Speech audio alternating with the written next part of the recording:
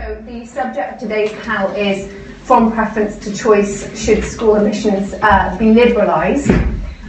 The rationale really and the policy context is around whether the regulation of school admissions is really getting the maximum benefit we can from school choice and competition, and whether that is there are problems where leading to inequity in the school system, which evidence suggests that there is. The theory behind choice and competition is that if you release the demand side of the school system, can lead to better pupil matching between schools and pupils, and that through that mechanism you will get a better sense of quality from the school system and improve overall quality. But is this really happening in the school admissions process at the moment, when school admissions is very much limited to proximity and therefore tied to residents and affordability of housing prices? So are we really harnessing the potential of the most disadvantaged pupils and their parents and their ability and their concept of good quality in schools by sort of overlooking their power in the education market? Parents now have a huge amount of information about school choice, about the various aspects of quality, people have said inspections and league tables, but the question remains whether they're actually able to act on those choices. So this demand side of reform has been overlooked, I would say, in politics, and potentially because people that make the loudest noises are not necessarily the ones that are losing out from the current system but benefiting. So that's a real motivation for having this debate today. Delighted to be joined by very esteemed guests who I hope will have contrasting views, but I will push them on answering the topic question. So to my right to left, we have Becky Allen, who is Director of Education at Datalab, Dale Bassett, who is co-founder of the Campus Free School in Southwark, and also Head of Reform at AQA, Toby, who is Chief Executive of Ormiston Academies Trust, and Elizabeth Passmore, who is Chief Schools Adjudicator and retiring, I believe, in a couple of months. So I hope you'll be free speaking her views about the current process. Little nudge there. So I think we've got 5 to 7 minutes, and then I'll into questions, starting with Becky.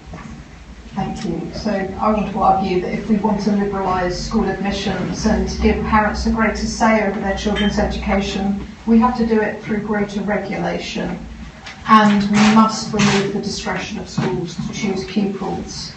Now, there aren't any moral or market-orientated arguments as to why schools should have so much discretion as we give them over admissions.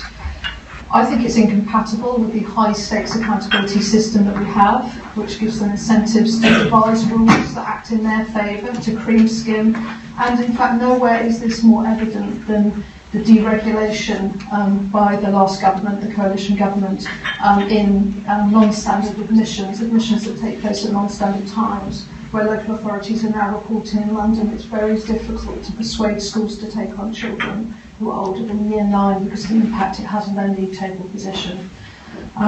When we give schools discretion over school admissions, what do they do with it? Well, they devise complex admissions rules. And we say that's okay because what we're doing is creating this thing called diversity in the system. But the problem with these complex admissions rules is all they're doing is protecting the interests of the school at the expense of parents who are having to navigate an increasingly complex system. It is impossible for a family now to assess the probability of being able to achieve a place at their desired school. And whilst I accept that we have a model of residential access to school, of course there are inequalities in access to school in that model. Everything that we've done on top of that, all of this complexity in our system, and by that I mean faith selection, partial selection based on academic credentials or aptitude, banding, all of this complexity only serves to increase inequalities over and above that residential sorting that we have. That needn't be true, but it is true in our system. So what kind of system would I like to see? I'd like to see a system that's devised by somebody that isn't a school, whether it's a local authority or some sort of middle tier. I believe we have to talk about the importance of catchment areas and proximity to school. They are the things that parents want. The right to access a nearby school, to be educated with friends, the capacity to create community cohesion around a school, to reduce car pollution, car congestion, pollution, to maximise the chance of walking to school, to lower stress in the system, to have some sort of certainty that there is a place for your child. I think all of these things are important. How important they are varies. It varies by geography, it varies by age of child, and that's why we need a local system where we make choices about the extent to which we prioritise that. So everybody gets a right to express a preference to attend their local school, and they have a right to express a preference to attend any other school they want to. All remaining places in the system should be lotteried, and I can see no reason for any other rules as a subscription criteria. Just means everybody has an equal roll of the dice to attend a school of choice, even though the odds of getting in might not be high. How high are those odds? Well, this brings me to something that I think you will talk about later today. The amount of spare capacity in the system, but more importantly, the ability of us to be able to increase and remove capacity according to preferences. Now, that's the thing that's really critical to achieving a system where parents truly choose schools. And so we have to think about how much we care about school choice, because if we care about it for parents, then as a society, unfortunately, we have to pay for it. Thank you very much. Leading straight on then to Toby. So I would argue, is there actually parental choice? And I'm going to argue, who should choose? Is it parents? Is it schools? Is it indeed pupils? So on the face of it, we've got more choice than we've ever had in terms of diversity in our school system. Since the Education Act of 1870, we now have a range. Sponsored academies, converter academies, preschools, grammar schools, faith schools, gender-biased schools, independent schools, UTCs, studio schools, I could go on. Actually, it's really complicated. So we think there's choice, but just navigating those choices is a problem anyway. On top of that, we know that even this issue has been discussed since, well, at least for the last decade. The Runnymede Trust talked about the rhetoric versus the reality of choice, and the fact that there isn't really choice. And the fact that actually those that need to make the choice sometimes can't make the choice, or sometimes choose not to make the choice, and hold on to that. So why did I come along? Well, I come along because we have nearly 32 schools servicing very disadvantaged communities. They're very representative, but they're not urban-centric. They're all in geographically isolated areas, and for a lot of them, and this is important, they are the only school, realistically, that community can go to. And what they share in common, we now have 72% that are good or outstanding, and I agree with John, what is good or outstanding, but they are good or outstanding under Ofsted, but they were all in trouble, not servicing their communities before. And I see a success when one of our schools in Stoke, which was massively undersubscribed, started to have to do appeals last year because parents were fighting to get in. Is that success? I don't know, because I worry then that we're skewing the admissions. What's interesting about our trust is that actually the longer a school's with us, the more disadvantaged the intake gets, and the lower the average point score becomes on entry, and that's unique. And I think that's because we service and are based in very deprived communities who then re-enfranchise the schools that they left. So don't think that I think poor people can't make choices, and I won't tell you about my father's background, but I believe that actually some of those people make the wisest and best decisions. But I can tell you that a lot of the families I work with and have worked with over the last 30, 40 years are not able to make those choices. There is more information than there's ever been, but it's really confusing. Try to look on the DFE website recently, and I'd say, if they were here now, try to really explain to a parent what raising line, blue and green means. Try to explain to them the difference between Progress 8 and 5A Stars to C. try to tell them what the Key Stage 2 levels will be, and what the new Life Without levels is going to be, and how they'll know what's the best school and what isn't. And we know that the middle classes, and I speak for myself there, my wife chose my children's school in the supermarket gear. And I think it's dependent whether we go to Tesco's, Waitrose or Sainsbury's. But in reality, that's where the decisions are made. The media, Ofsted and others skew it further. What is an outstanding school? I don't think some of the outstanding schools are outstanding. I think probably the best schools in our state school system are the truly good schools, and the best heads I have are the ones who've taken a school from inadequate to securely good. They're not the ones who've gone from good to outstanding. So that's my problem. And I remember being haunted. Charles Deforge, when I was a young teacher, was at Exeter, and in 2003 he was commissioned by the then, they've changed the time, the ridiculously named Department for Education and Skills at the beginning. It was before the furniture one, in the Department of Children's Schools and Families. And he was commissioned, and he looked very clearly at you'll remember this research, if a child could choose their parents and their parents' involvement in interest in education as opposed to the school, the thing that would have the biggest impact on the child's educational attainment in the future was not the school they went to, or the quality of teachers, but how interested and involved their parents were in their education. And actually we all know that. I know that actually motivated parents from whatever level of poverty or affluence are the ones that make the biggest difference. The ones that ask their child what they learned today, the one that makes a positive choice. And that's why choice at admissions becomes so skewed, because where a parent makes a positive choice to not necessarily just go to the nearest school or to go to the school for that, they themselves, so I watch with interest other academy chains who actually their deprivation levels are not suddenly going up down to being really affluent, and they're getting really good outcomes with quite high food school meals. But actually, if you look carefully, what they've got is parents who've chosen for their child to go there. That could be from the AL pupils, it could be, and it's a very urban-centric model. In London, a lot of the change, I believe, is to do with motivated parents moving and manipulating and being really wise consumers. So moving on very, very quickly. I do think selection skews things further. Let's remember, and I'm not going to get into the grammar versus whatever, but grammar schools, 30% of grammar school admissions were educated in fee-paying prep schools before they went there. 3% on average of grammar schools are free school meals. So they're not representative either.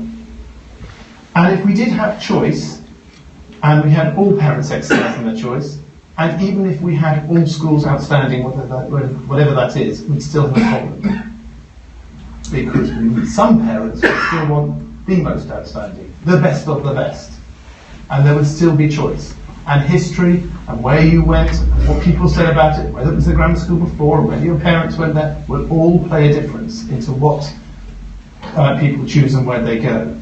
And the market would fail if everybody had completely free choice. So there needs to be some regulation and some control, but who has the choice? I wonder whether we got it wrong, and whether really, if we're more radical, we should give pupils more choice. And I look at one of our schools, and I'm not going from the specific to the general, but Birmingham Ormiston Academy is a school for 14 to 19-year-olds, set up by us, which services youngsters who are interested in the creative and digital and performing industries. It's unique from all our other schools because the youngsters are selected on talent and aptitude. And it's quite hard to select a youngster that's got an aptitude for gaming or production. It's easier for dance or acting or singing. But it's very, very interesting to see a school with 1,400 youngsters who have all chosen to be there. They are the most representative of all our schools. We've got grants from private sector sponsors that mean they don't have to worry about travel. And they come from 4 or 5 different local authorities. They come on long journeys to get there. What they share in common is they all want to be there. Because I'm old-fashioned, they have to do the academic curriculum as well as their vocational pathways, because I don't want to lose any opportunities. And the options they get for university are absolutely stunning, because higher tariff universities look at youngsters who've got good A-levels and have got a high BTEC in dance. Now, I'm not saying we should sort all youngsters at 14 to 19, I'm not, doing a Kent Baker, but I do think that's an interesting idea. Where youngsters make a positive choice, certainly they are the most motivated of all my schools. The school hums, and they're all there for a very long day. Most are there at 8 o'clock, and very few. One complaint I had when I did a survey with them recently was it closes too early. It closes at 8 o'clock at night, because they want to stay longer and do more. So who makes choice, and who should make choice? And will the middle class always manipulate any regulation system? Okay, great. Can I come back to you very quickly, straight away? So, are you saying then that there doesn't necessarily need to be any change to the regulation as it currently stands, that schools need to use their discretion more to, for example, select on the basis of different criteria like talent and things like that? I think at the moment there has to be some regulation control. I think the market is uncontrolled. I think as competition, which I believe is a good thing, raises quality and improves choice, I think that if you just left it free to all, it would fail. But I don't think we're there yet, and my argument is who should make that choice. Okay. And at the moment, the pupil voice is really irrelevant. Okay, great. Thank you. Deliberate to annoy you, John. I should just say that these are very much my personal views that I'm expressing today. I'm not speaking on behalf of any particular organisation. And I think what we've heard from every speaker so far this morning is that choice doesn't really exist in the system in any meaningful way. Most schools select students, not the other way around, and most of those select their students on the basis of parental income, not necessarily explicitly or even deliberately, but that's what happens. So if we wanted actual choice, what are we trying to achieve with that? Well, I think really there's two main things. We can have choice, which we've largely talked about today, which is to drive competition, which is to drive improvements in quality or to incentivise system improvement. We can also have choice just for its own sake, to satisfy individual parents or indeed individual students' preferences. Well, I think the system we've got at the moment does little, if anything, to incentivise improvement, incentivise quality. That really happens through the accountability that we have to government rather than to parents. The system we've got at the moment does allow some choice for its own sake to satisfy individual preferences if you're wealthy. If you're not, it actively militates against that. In theory, we have wonderful statistics like 85% of people get a place at their first choice of secondary school. Now, obviously, in some boroughs that's less than 50%, but aside from that, we know that an awful lot of parents don't even apply to the school they really want to go to because they know that they're not going to get in. One survey recently found that a third of parents in London say they don't even have the option of a good school. So, at best, we have a system at the moment that provides choice to the wealthy and the illusion of choice to everyone else, and rations provision to the detriment of the less well-off. And I don't think we can sort of just say that as a given and move on. I think it's really the fundamental point. I think it's quite ironic, given that there's also a lot of evidence that suggests that the kids from well-off backgrounds are likely to do well irrespective of which school they go to. And it's even more ironic given a lot of the policy debate that's happened really about another battle that sort of strongly resembles this one, that's been fought and largely won, I think, and that is the battle that we should stop the best teachers from focusing all of their time on the highest achieving kids who are least in need of it. So if we all agree that we should be using the best teachers to help lower achieving children close the gap, why shouldn't we be using the best schools to help kids from poorer backgrounds, who are of course also often the same kids whose attainment is lower? This is largely about demand side, this panel, but I should just sort of quickly say, and Philip made the point at the very beginning of the day, obviously we have to ration choice because we ration supply, and if we're serious about improving choice, then we do need to radically liberalise the supply side as well as radically liberalising admissions, but we're going to talk about that later on today. But I decided to be sort of uncharacteristically pragmatic and say, given that we do have rationed supply, what can we do to make choice work better in the current system? Well, as things stand, choice means in practice how we determine oversubscription criteria. And I think broadly here I plant my flag firmly in the same sand as Becky. You know, there's some utterly crazy things still in the school admissions code, and even if you forget about the arguments over faith schools and selection by faith, you forget about the arguments about grammar schools and selection by ability, you know, there's still legacies of previous policies that aren't even relevant in today's school system. You know, schools can still select 10% of their pupils supposedly by their aptitude for sport or a performing art or a foreign language. Why on earth is that even still there? Bizarrely, the admissions code explicitly forbids local authorities from using lotteries across their patch, you know, which is arguably the fairest way to distribute places given rationed supply. And as we know, we've talked about, the vast majority of schools use proximity or a catchment area or feeder schools as their main selection criteria, all of which simply enable selection by income and incidentally fuel house price inflation at the same time. So I would very strongly agree with Becky. I think selection by lottery might not be popular among those who bought expensive houses near good schools.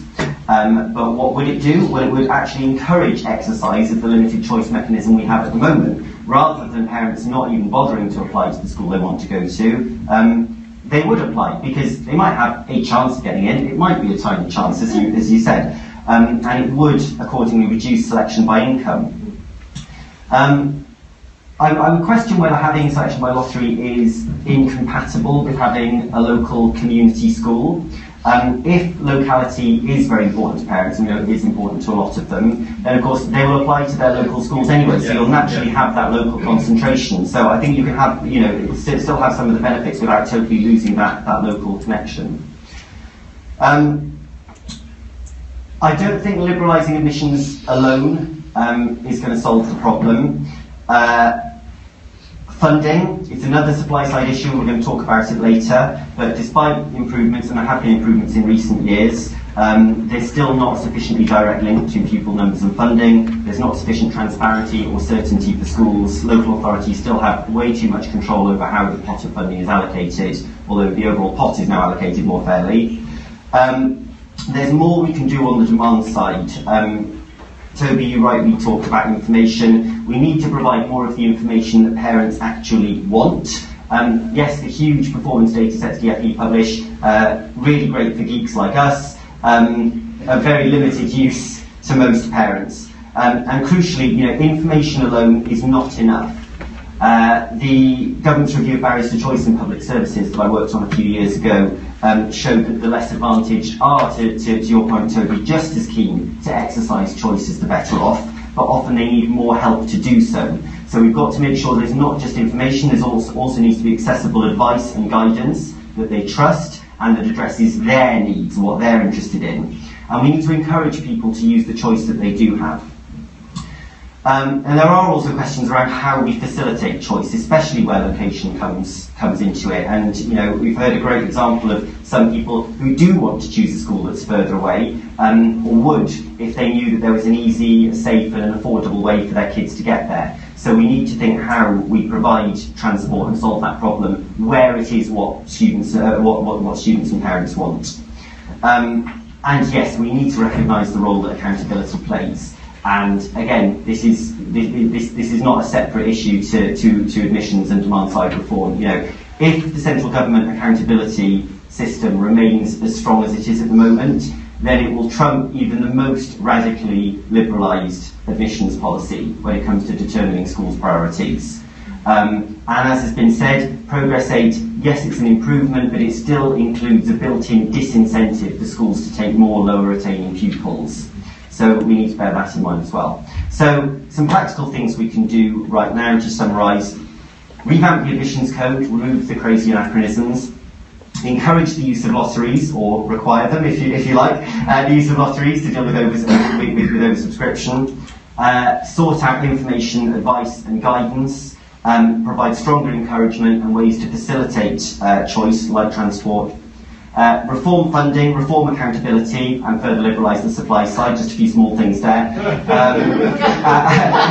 And finally, and I think this, you know, you touched on it, Becky, but I think it really, you know, it's an absolutely essential point. Academies should not and cannot and must not be their own admissions authorities. It's the one totally bonkers thing that happened under the coalition government that I just can't even understand what was going through someone's head. It is the ultimate conflict of interest. One of the very, very few things in my view that local authorities should do in education is manage admissions. It's crucial for transparency, it's crucial for confidence.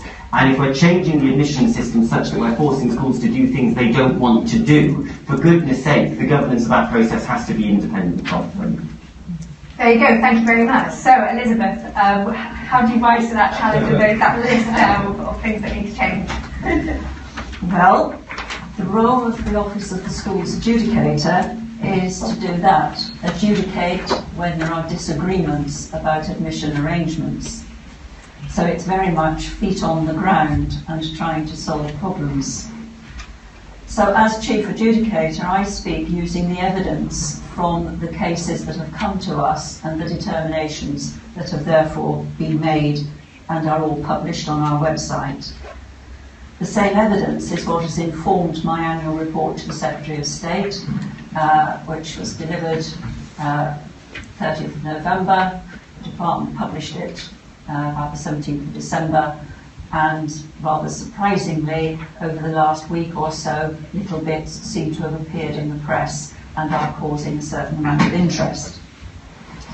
All the recommendations in this year's report are for things for the department to consider and think about acting on based on the information we've got, rather than being focused on admission authorities doing what they're supposed to do. Admissions governed by primary, secondary legislation and by a code with which admission authorities, adjudicators, others must act in accordance with. The code is intended to ensure that places for schools are offered in an open and fair way, and there are mandatory requirements. The principles are that the allocation of school places are fair, clear and objective. I tend to summarise this as being that it is for parents to choose which schools to put as their preferences. It is for children to be allocated the highest possible preference at which there's a place available. And it is for schools, admission authorities, to ensure they comply with the law and the code. That is, parents choose, not schools.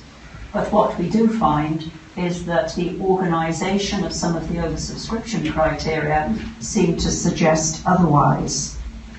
Parents do lodge most objections. They don't typically ever complain about distance until, for example, there is an area where catchments have been around for a while, they work well, children living at the edge of the catchment, far away from any school, are safe knowing they'll get a place. One school in that area changes its arrangements, decides to abolish its catchment area, do things on distance, and then suddenly the children at the end have no high priority for any of the schools. Those living near the school in addition to the catchment suddenly have priority for more than one. But on the whole, distance of itself comes in almost always as the final tiebreaker for the final place, but not more generally. Parents do complain about banding, catchment associated with it. They do complain about introducing oversubscription criteria without consulting properly.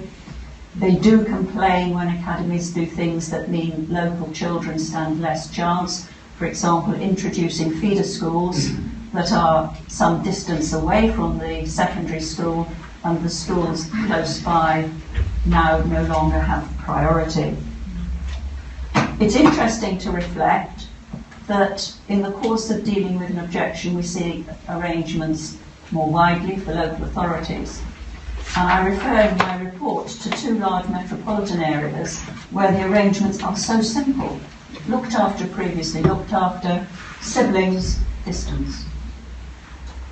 The other has special conditions, special circumstances in as the second one. We have not had any objections from those large areas about those arrangements. and many of the academies in those areas have continued to use the same arrangements. However, as soon as you put London into the equation, things can often seem very different.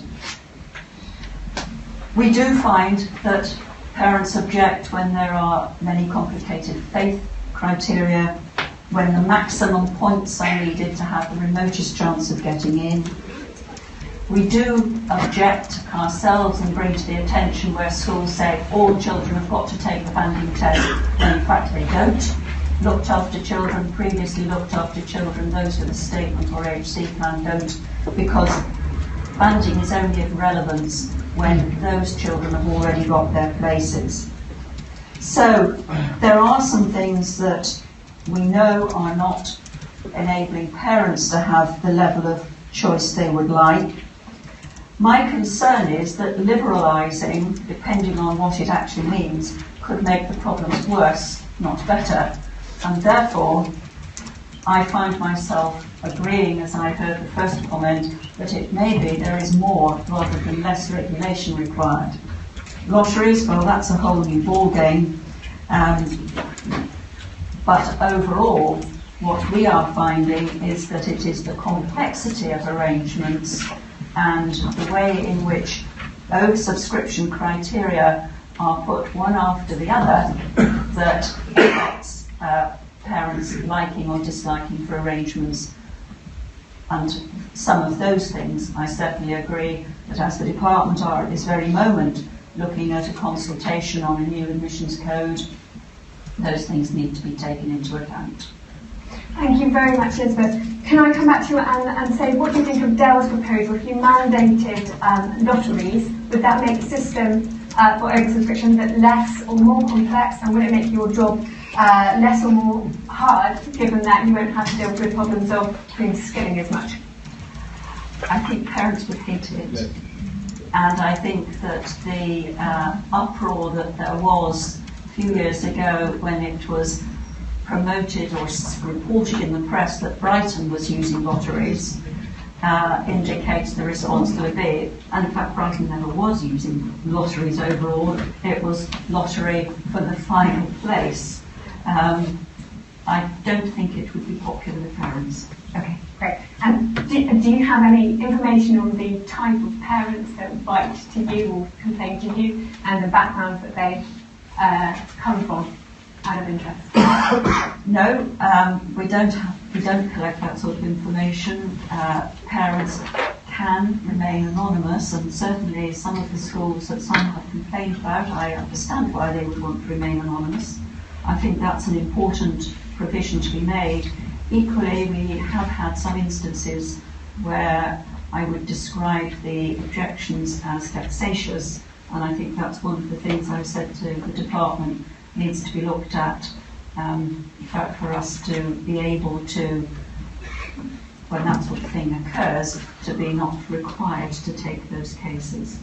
Okay, thank you very much. Thanks to all our panellists. So I'll open up for questions. I think we've got about 12 minutes. We'll take groups of them. If you could just state clearly your name and affiliation, and if you could use the microphone for the benefit of the video, that'd be great.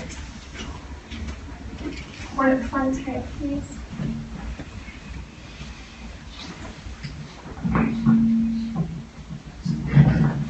I'm Matt Weldon from Lancaster University.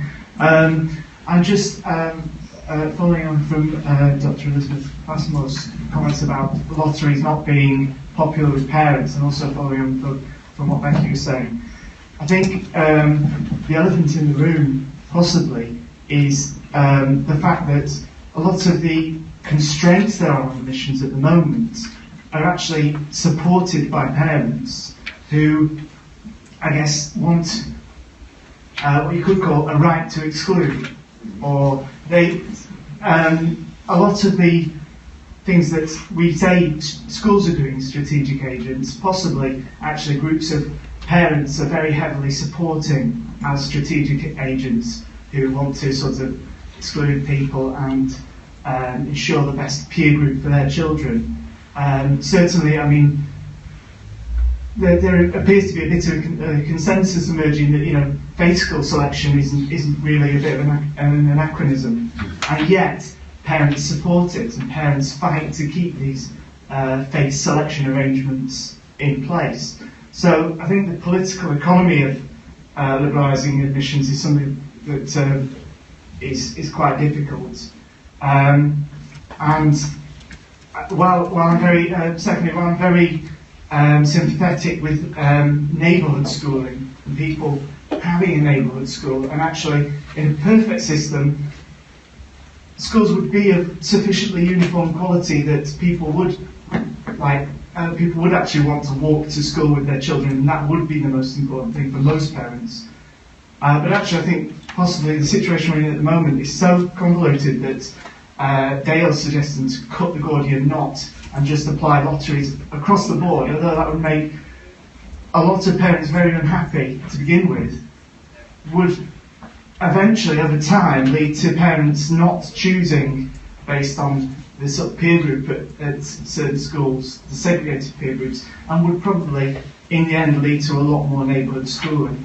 Okay, thanks very much. So I guess a question first to Elizabeth then on whether the constraints in the current system are meaning that some parents are having a right to exclude other parents, I think, in some of the best schools. And I think then questions to Becky.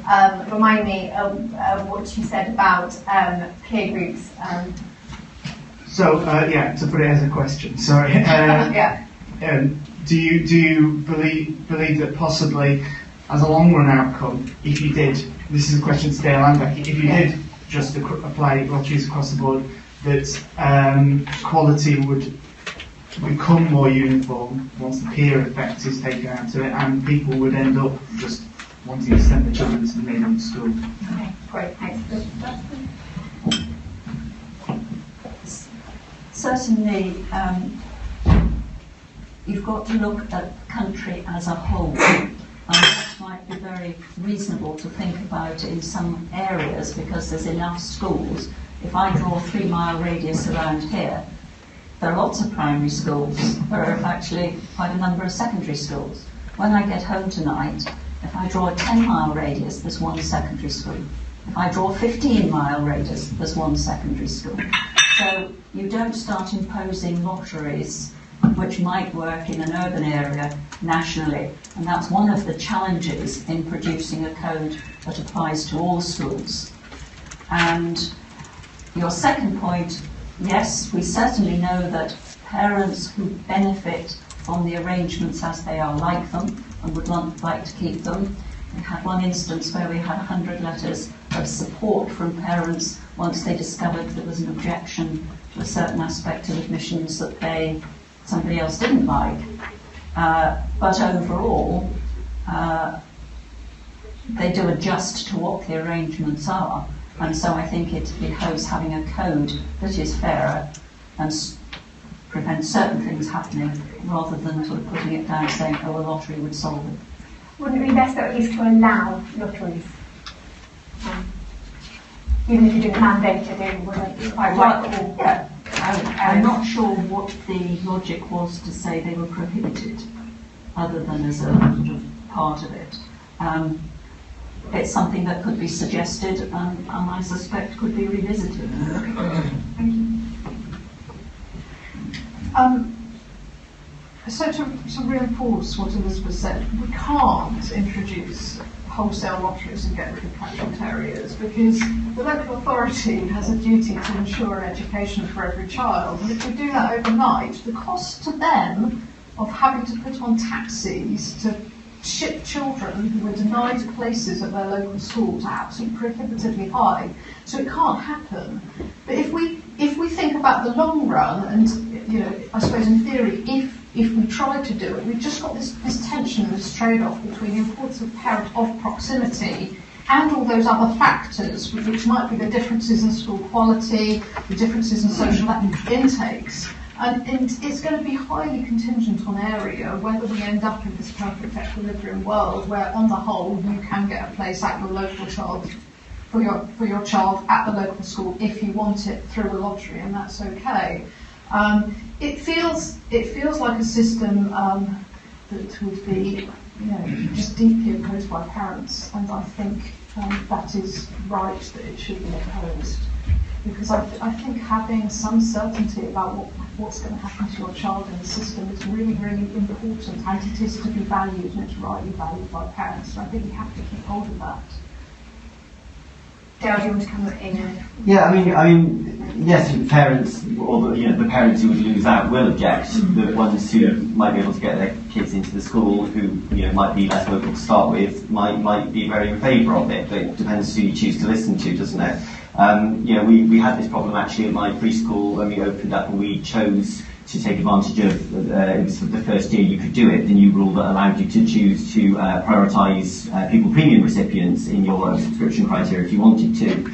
And the parents got very, very concerned when they realised that this was the case, partly because they were worried that they wouldn't then be able to get places at the school, and partly because they were worried then about the quality of the cohort. Oh, is this just going to become a sink school? So there will always be these concerns, and of course that's true whatever system you have. There will be winners and there will be losers. The appeal of lotteries is that they are fairer, in my view, and facilitate some of the benefits of choice in a way that no other system obviously does. But there are other things parents don't like as well. They don't like it if a school selects by proximity, and you call them up and they say, yeah, you need to live within 100 metres of the school, and you move to 99 metres away from the school, and then the next year, a few more people have moved in, you actually got to be 98 metres away from the school, and then you can't get in either, which happened to some friends of mine recently, somewhere in South of London. So, there isn't a good answer here. To address briefly your question, would lotteries result in more uniform quality through the competition effect, which I presume is what you're talking about? I would say, well, yes, a bit. But not really, unless you also properly liberalise the supply side. Great, thanks. I know some other people want to come in. Yes, please, gentlemen in the middle, and then gentlemen at the front, and then yeah. Do you have a microphone? Yeah. Thanks. Josh Hillman from the Nuffield Foundation. I'm interested in a panel's view on whether social desegregation should form part of the design of an admissions policy, either at a national level or at a local level. I mean, that's been touched on a little bit by people, but not fundamentally in terms of the actual design.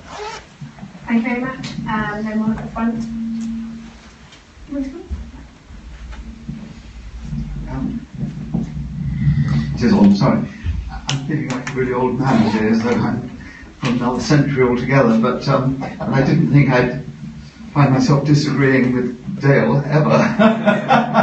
I think that's a compliment. I'm even more surprised to find myself agreeing with Elizabeth Passmore, because she will know we've done battle in the High Court over admissions in the past. I won't be too anecdotal and go back over all that, but I've been deeply involved, as she knows, in admissions for over 40 years now, with Passmore as a head, and more recently I'm involved in advising at the DFE on preschool applications, where I see some horrific proposals for admission criteria. I would suggest, though, that the reason a lot of these admission criteria are so complex is that we've over-regulated. And I don't think more regulation is the answer. Over the years, I've watched more and more regulation, which of itself breeds further regulation. As they find it doesn't quite work, another regulation comes along, and it's growing in such a sort of labyrinthine way over the past 20, 30 years. We've now got a regulator. It started off, the school's adjudication office started off with one man, Peter Newsom, and it's grown now to a whole department, just to try to adjudicate on this complex system of regulation. I think we ought to be looking at ways of deregulating. But I would say just one other thing, I won't hold the floor, and that is, I think we're looking at the wrong end of this problem. There wouldn't be an issue over admissions and admission criteria if we had good schools, more good schools. That is the answer. If you talk to parents, I know from my own experience, I would ask parents, why have you chosen my school? They say, that's first preference school. And then I would talk to a colleague head down the road, and they say, I've had an application from that parent. And they also say that I'm first preference school. In fact, what parents are doing is looking for a really good school, the best school that they can find. And we need to be doing more about providing high-quality schools with excellent teaching. That's the answer. Thank you very much. And I just quickly do want to go to Lois at the back, and then we'll come back for final comments. Hi, Len Menzies, Director of LChem. It's just a quick question of clarification from Dr. Passmore. You mentioned that you could understand why some parents chose to remain anonymous when complaining about some secondary schools. Could you say a bit more about that and why? No, I said about schools, I didn't designate secondary schools. Sorry, schools. Okay. Well, if you are objecting to the arrangements that a school has got, and you are thinking of applying for that school, there are some circumstances where parents feel intimidated, they don't feel confident, they may have already objected to the consultation, feel that they've not had their views taken into account, and yet they feel the arrangements really and truly do contravene the code. And therefore, the option to apply, they have to be known to us, it can't be just anonymous. And that's why I think that where we find there are some that are what I've described as vexatious, those should be able to be stopped. But when they are a genuine concern by a parent about the arrangements, they should be able to do so without having to encounter the school directly. We're nearly out of time, so can I go to every panellist with their final comments and anything they want to address in the last round of questions, starting with Becky, if that's fine. I can't agree with John more. We need good schools. You know, in my local town, there used to be a frenzy of stress over school admissions that centred around avoiding one primary school. Not surprisingly, on the former council estate, no one wanted to go to it. And all that changed about 5 years ago. It was taken over by an academy, a secondary school that became an academy, took it over, put in a fantastic head. It is a brilliant school. Everybody has relaxed. Everybody is happy with the primary school system because everybody is happy that all the schools in the area are okay. To move on to social desegregation, yes, I would argue that if local authorities or middle tiers are considering drawing catchment zones, they should consider the social composition and the housing mix in those catchment zones when they do that. And the extent to which historically that happened varied a lot across areas. And then, you know, finally on the admissions code, do we need more or less regulation? Well, the problem with the admissions code and why it gets so bloated is it's a set of prohibitive rules of what we can't do. You know, and I argue what we want is a menu of permissible rules of what we can do, and that should be a very, very short list of regulations. Thank you very much. Deb? Should we explicitly look at social desegregation? My instinct would be no, because I think that we should prioritise choice. It may be that choice in some cases could help social desegregation. I'm aware that there's a lot of evidence from other jurisdictions that choice sometimes fuels social segregation. I don't think it's necessarily a bad thing if everyone's actually going to the school that they want to go to, because there could be all sorts of other factors at play. So I'd be a bit reluctant to kind of throw it in there and say that it should take priority over all sorts of other subtleties or considerations that might be important. John, I don't think we do fundamentally disagree. I think I would also agree that we need more good schools, and I suppose, you know, I would argue that the radical liberalisation on the supply side is really the way to achieve that. I suppose, you know, some of the practical things I've suggested today that maybe we're not in agreement about would be more, you know, if nothing else were to change and you were just to look at what you could change on the demand side. I could see arguments in favour of things like lotteries, but yeah, I certainly don't think it's the ideal solution. Great, thank you. Toby, very briefly, sorry, and then very briefly. Prioritise choice, but help people to make that choice. Educate them, make the information clear, because actually what is a good school? And it is about prejudice, it is about tittle-tattle, it is about choosing a head that they like. And that same school in that council estate can come and go, and suddenly it's not popular anymore. And what tends to happen is that school in that council estate, and we've got some, then becomes popular and the house prices go up and stop the servicing the community they're there for. So that's not helpful either. Also, interestingly, even though I threw it in, we still haven't talked about pupils making a choice. Now, I'm not too squidgy, but I think at the secondary level, I do think that youngsters need to make a positive choice. And with more diversity and more 14 to 19 provision, and more vocational options, actually that becomes even more important. So that's there too. And finally, I wouldn't rush for lottery because I don't think it would work in most of the areas I service. 55% of our pupils live in the poorest households, they're in geographically isolated areas, so there isn't much choice anyway, so you just be moving around. But I would like everybody to take a fair share of SEN, of LAC, of other priority need groups, and particularly of children at risk of exclusion. Because if you're a school that has a low pupil roll where you've got vacancies, people collude to give you more and more and more of the same and then point at the failing school. And we don't manage that well, and that's an easy thing to sort.